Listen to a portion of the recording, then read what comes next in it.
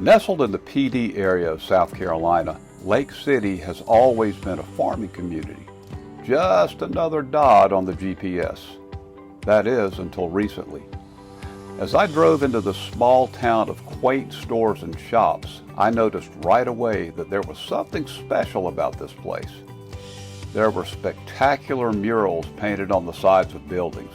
Walls of color were everywhere, and I knew immediately that this was not just another southern small town. I was cutting silhouettes today at Bold and Sassy Children's Boutique, a large store on the outer edge of the business district, across the street from the railroad tracks. Iris Bryant, the owner of Bold and Sassy, had lined up a bunch of silhouette appointments for me, and I was ready to get started cutting silhouettes. But I had arrived early, so I decided to walk around for a little while and find out what was going on in this town that makes it so unique. I got to Lake City early and started walking around the town, and the first thing I noticed were the murals on the sides of the buildings. You walk along past an alley and there would be one, or painted on the exterior of a barbecue joint. They were everywhere. These murals were everywhere. They basically turned the entire town into an art exhibit. It's a fun place just to get out and walk and discover these pieces of art as you're walking.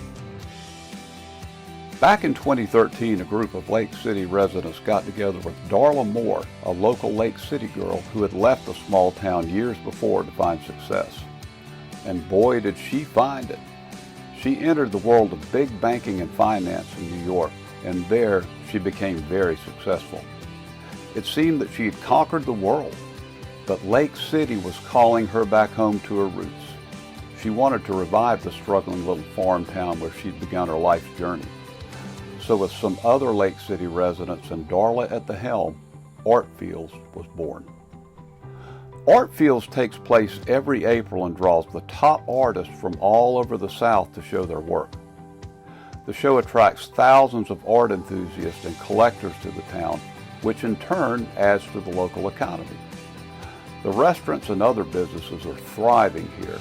In addition to all the great shops and restaurants, 3 major art galleries have sprung up like fresh corn in a field, and more are being built. There's a nice hotel downtown, good restaurants, and things you wouldn't typically find in a small town. I felt right at home making silhouettes of children in this art community. I made silhouettes and signed my children's books for many young ones today, including a few moms that I'd done when they were little. I always loved to see the moms I'd done when they were children that are now bringing their children in for me to cut silhouettes of. It's easy to see why that in Lake City, Bold and Sassy is where all the moms like to shop for the kids. It's just a fun place to be. The kids were great, and I couldn't help but think as I was cutting silhouettes of them and signing books, that even at their young ages, that because of the transformation of Lake City, that they were more aware of art. Okay, are you going to be still?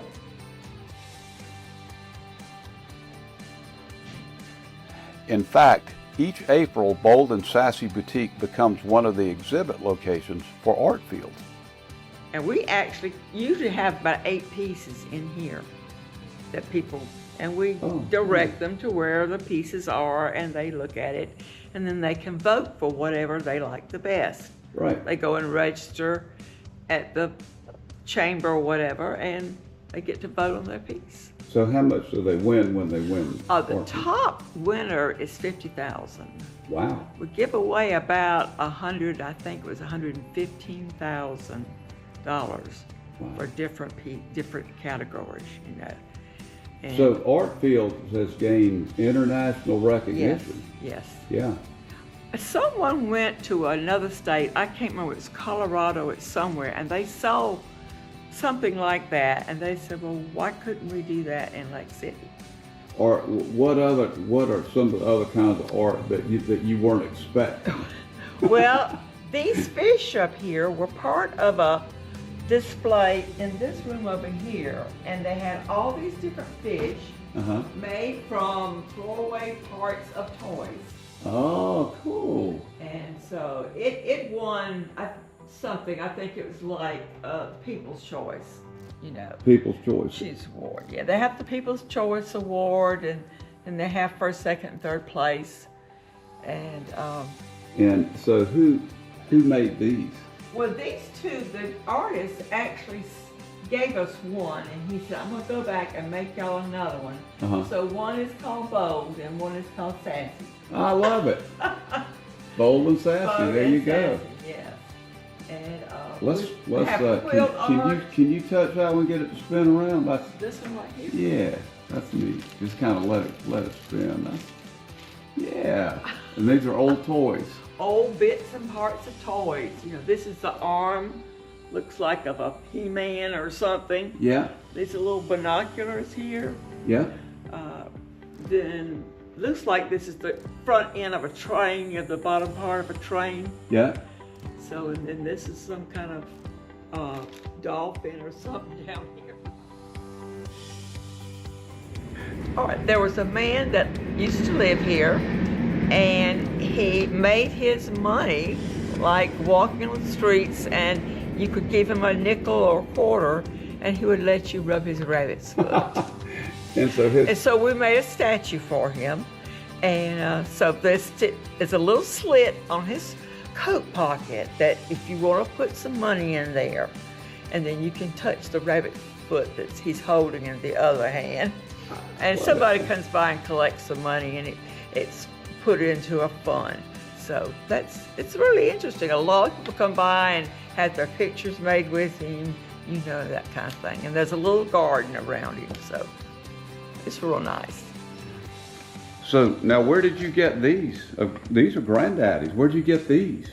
These were my father's, and I have no idea where he got them, but I know that he loved them. That's 1964 and 1961. Carew Rice. He passed away in 1983. Wow. But he loved these pictures. Oh, that's just fantastic. Granddaddy would love it that y'all have them. Yeah. He sure would. Well, they're heirlooms. Yes, absolutely they are. What Darla Moore has gifted her hometown with is this quirky, fun, full-time art show. Just a mixture of thoughtful and sometimes mind-bending art. And this small town with these unassuming locals just walking around makes the entire town art. The people there are part of the art. The whole place is art. So when you come to Lake City to see the art, you become part of this ever-changing piece of art. It's very cool. The transformation of this small town is amazing. They have made Lake City, South Carolina into a destination stop, not just during the Art Field show in April, but a year-round place to visit. So come and be in the painting that is Lake City, South Carolina. There's a surprise around every corner in Lake City. I'm silhouette artist Clay Rice, and this is Silhouette Highway. Thank y'all for riding with me today. If you know of a store in your town who might want to do a silhouette and book signing event, drop me a line at clay@ricegalleries.com. For my silhouette tour schedule, or even if you can't make an event, you can order silhouettes, books, and prints online at ricegalleries.com. Also, if you want to see more content like this, please like and subscribe. See you on down the line on Silhouette Highway.